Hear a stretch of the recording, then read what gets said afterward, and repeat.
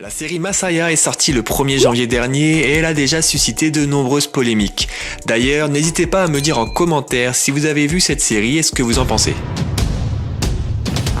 Présenté par Netflix comme un thriller provoquant et plein de suspense qui explore le pouvoir de l'influence et de la croyance à l'heure des réseaux sociaux, Masaya parle de l'apparition soudaine en Syrie d'un homme à l'identité mystérieuse, doté d'un grand pouvoir d'influence et capable d'accomplir des miracles. Évidemment, on se pose tous la question, mais qui est cet homme qui clame être un envoyé de Dieu? Who is this man? Is your world good? Is it evil? What you see will be your choosing. Certains pensent avoir la réponse en liant le pitch de Messiah à l'histoire portée dans les grandes lignes par leur tradition religieuse sur l'Antéchrist.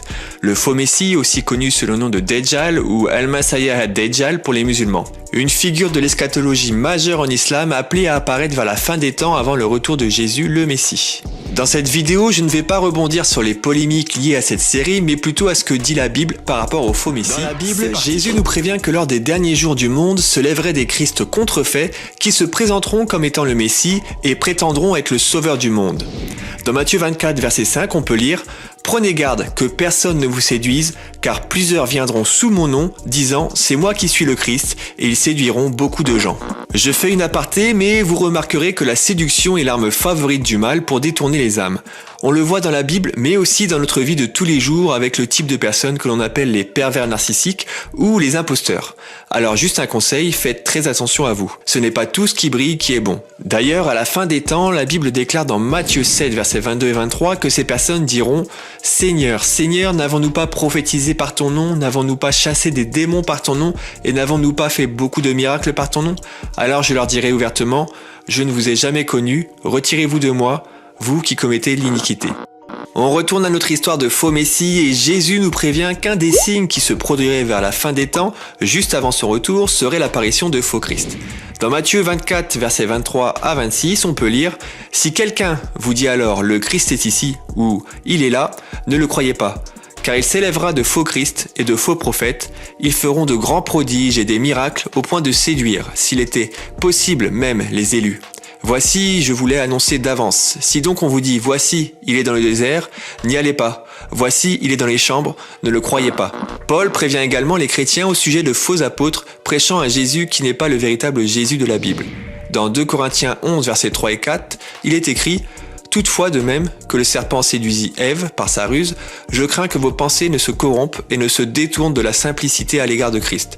Car si quelqu'un vient vous prêchez un autre Jésus que celui que nous avons prêché, ou si vous recevez un autre esprit que celui que vous avez reçu, ou un autre évangile que celui que vous avez embrassé, vous le supportez fort bien. » La question qui se pose alors est « Qui les partisans d'un autre Jésus soutiennent-ils vraiment ?»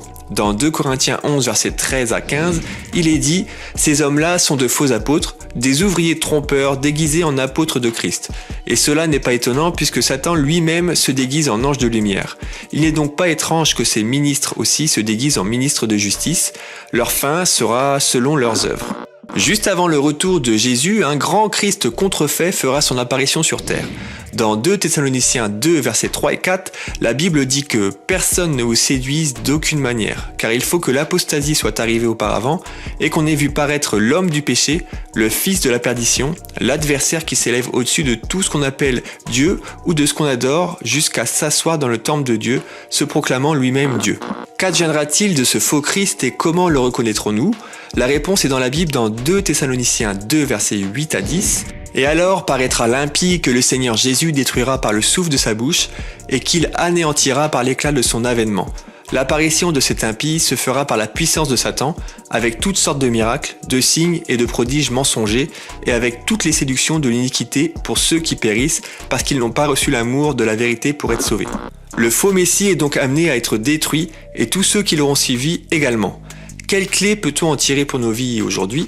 Je pense que si la Bible nous éclaire sur ce sujet, c'est pour que l'on soit un minimum prêt pour la fin des temps, mais aussi pour que l'on puisse avoir du discernement. En effet, dans nos vies, nous sommes parfois confrontés à des imposteurs, que ce soit sur le plan affectif, sur le plan professionnel ou même sur le plan spirituel, et Dieu nous donne les clés pour les discerner. Ce sont ces mêmes clés qui nous serviront pour la fin des temps. J'espère que cette vidéo vous a plu, c'est la première fois que j'aborde ce genre de sujet, alors n'hésitez pas à réagir dans la section commentaires, j'essaierai de répondre à tous vos messages.